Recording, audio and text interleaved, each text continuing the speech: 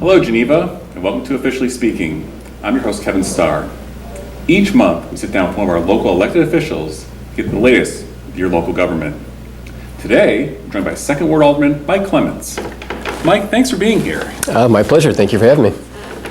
Well, earlier this year, the City Council changed its committee of the whole meeting structure, and part of that resulted in more policy discussions. Several months into that, how do you think that process is working out? Well, it's interesting. I think whenever you make a change, oftentimes there are pros and cons, and I think that's true with this as well. And first, let me say I'm a junior alderman. I've only been around for a little more than a year, so I don't have as much experience with the old format as most of my colleagues do. But with that said, I think that the big pro is the policy discussions, as you pointed out. That's been huge. I mean, the ability to sit down with the council and have a focused conversation on one very important topic without thinking about votes is very beneficial for us, for the community. So it's great. The downside, though, in my opinion, is the double header, if you will. In the old format, you had your committee of the whole meeting. Then the next week you'd have your city council meeting. With the new format, we have both of those condensed into one night. And the problem with that, in my view, is that it's a lot of information to prepare for in one meeting. As you well know, and I think others may know, we get our packets on Thursday, and they can be many hundreds of pages. So it's a lot to take in and to try to be prepared for. But with that said, the city council meetings usually contain a lot of redundancy from the committee of the whole meetings, so it's not entirely bad in that regard. Whether or not I would keep this format indefinitely remains to be seen. I think we need to continue with it further and see how it goes. I'm not sure if it's the optimal solution, but it's been interesting. One of those policy discussions that the council has discussed has been the topic of affordable housing. And like many communities in the Chicago area, that's been a challenge. How do you see that moving forward in Geneva? Yeah, that is a very interesting topic, and certainly one that a lot of people in our community care a great deal about on either side of that issue. I think the key is in the question going forward. And I do think that Geneva is going to be moving forward on this. As you well know, we have had multiple policy discussions on this topic this year. We're very engaged with it right now. The policy discussions culminated in the decision to move forward on a resolution which, in my viewpoint, signals to developers who specialize in affordable housing that, look, we're interested in doing this. We are open for business. We want to talk to you. Come talk to us. We're signaling that we're looking for solutions. Help us find them. And I think that we're going to. It's still going to take some time. This is incremental. It's a big thing, and it's going to be incremental moving forward. But we're going to, and we're obligated to do so. I mean, there's a crisis in this country with affordable housing, and every community is obligated to contribute to a solution. We're no exception to that on that level, and we're also required to do so by state statute. I mean, we have to do this. So it will move forward, and I think that when people see we are open to doing this, when developers come in and talk to us, we'll find a way to make it work that will fit in the character of our community. I know that Geneva's got a very distinct brand and identity, and we'll make it work. Another policy discussion is whether Geneva should permit adult use recreational cannabis business establishments in the community. With the state making it legal in 2020, what are your personal views on the matter, and what are the next steps in this process? Well, yeah, another huge topic. Let me first of all say my personal view doesn't necessarily reflect always how I'll vote on something that comes before us. It certainly weighs on my decision, but I certainly do listen to the community at large. I have a lot of conversations with people in the community, and of course my colleagues on the council. With that said, my personal view is that first opting in would be appropriate, even to the extent of having a dispensary. Do I think it's time to have one on 3rd Street? No, probably not. But personally, I would be comfortable with that in our community. With that said, I don't know if that's what's going to happen. And also, I think there's some confusion in the general population about what all this means, what opting in means, what opting out means. As you mentioned, it's legal in 2020. So when we are debating whether or not to opt in, we're not debating whether or not marijuana will be legal in Geneva. People will be using marijuana in Geneva in 2020. It will be legal here. The city does not have the authority to say it is illegal. So that's done. We're not having that conversation. What we're debating in the opt-in is what parts of the industry we want to allow in Geneva, if any. And so there's another point of confusion, I think. When we talk about opting in, people default to that means a dispensary, that we're going to be selling marijuana products in town. That's not true. We have the ability to kind of pick and choose how we want to do an opt-in.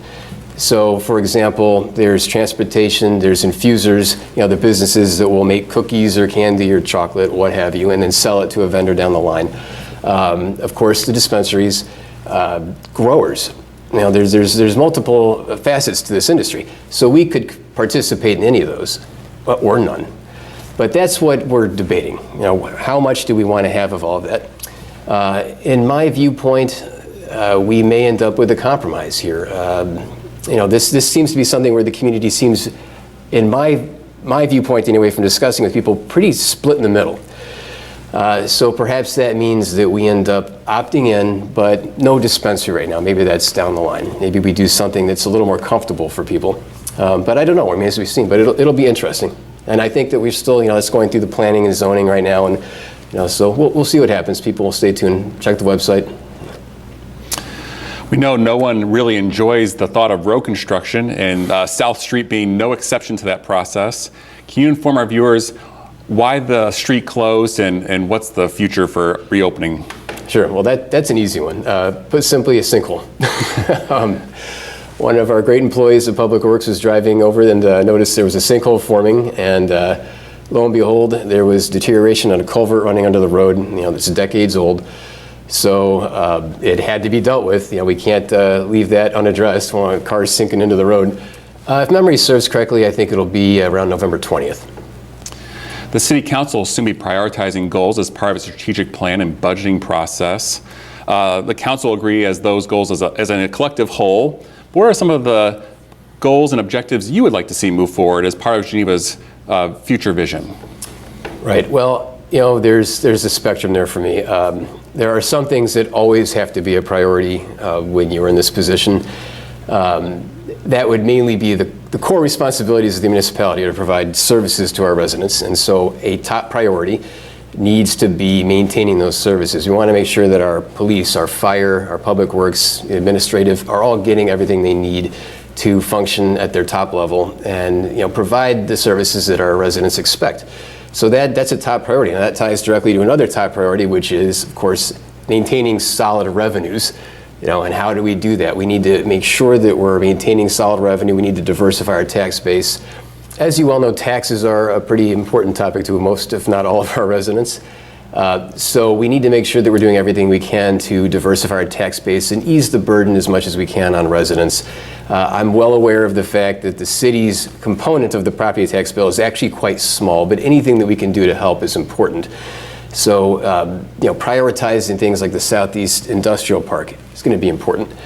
On a higher level, I would say, for me, a priority would be looking at the Randall Road corridor.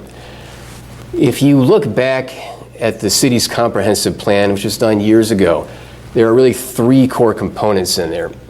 Randall Road corridor, the downtown area, and the Southeast Industrial Park area.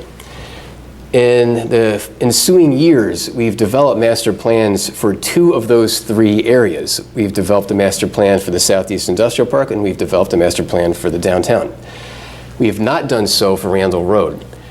I think it's time that we start discussing the possibility of another master plan.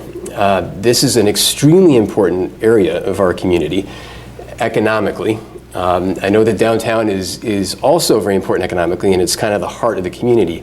But Randall Road, I've heard somebody say, is the wallet.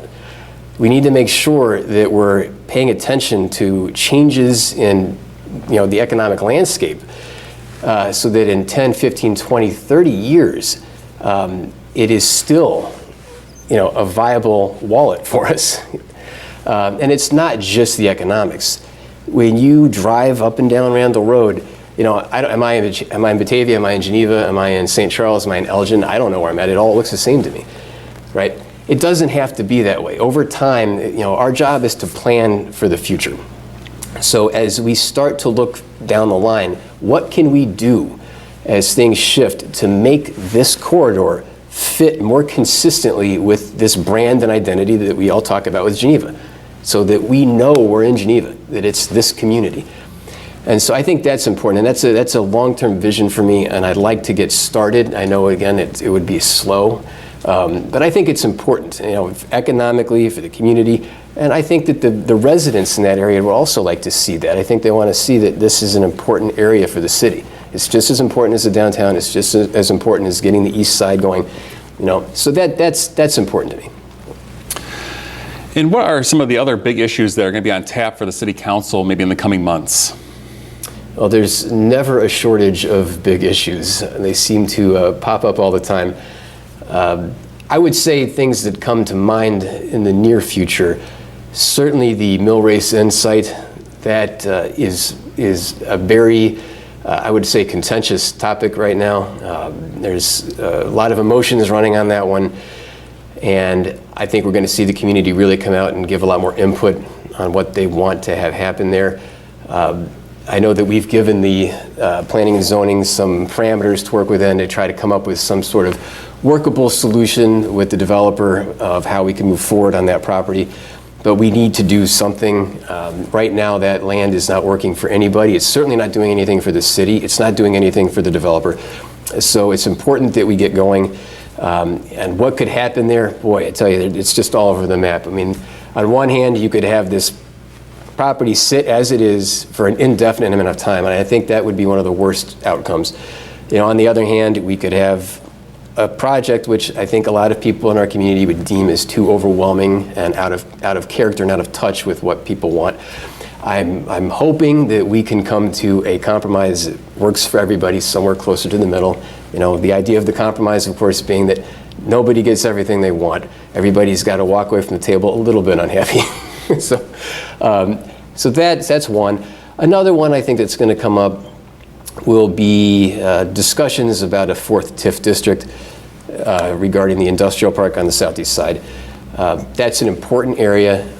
We do need to get going on it. I know the city's working hard on moving forward with that property, but I think the TIFs are controversial, and we're going to have some discussions about whether or not it's appropriate as a tool for what we're trying to do there. Do we need it?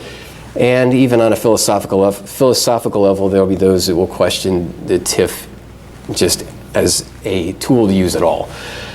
So that's going to be another big issue, I think, that's going to come up. That is all the time we have for Officially Speaking. I'd like to thank Alderman Mike Clements for his time and insight into the city. Oh, thank you for having me. I really enjoyed it. We also thank you for watching. You'll be tuning in next month to get the latest from your local government.